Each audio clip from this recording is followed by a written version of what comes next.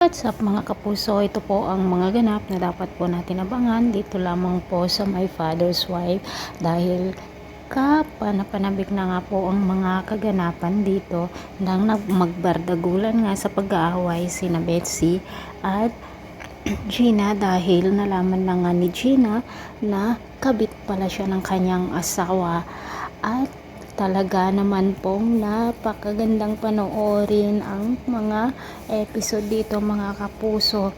Nalaman na nga rin ni Robert ang ginawa ni na Betsy at Gerald sa kanya. Binugbog nga po niya itong si Gerald, ngunit hindi lumaban ang lalaki dito sa kanyang biyanan mga kapuso.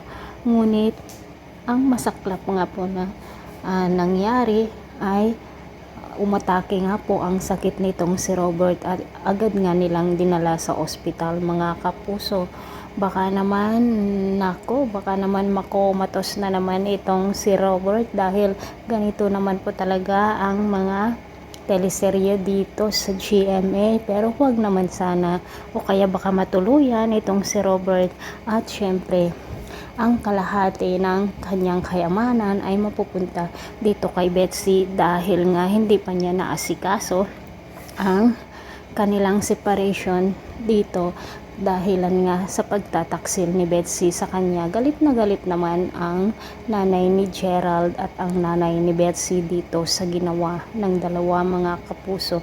Nagmamakaawa nga si Gerald dito kay Gina na patawarin siya, ngunit sinabi ni Gina na kung gaano kasakit ang ginawa ng dalawa sa kanya ay mas masahol pa ang kanyang gagawin at gagawin niyang impyerno ang buhay ng mga ito mga kapuso. Abangan po natin kung anong paghihiganti ang gagawin ni Gina dahil nga sukdulan ang galit niya dito kay Gerald at Betsy, lalo pa kung may masamang mangyari dito sa kanyang ama na si Robert. Maraming salamat. Bye-bye.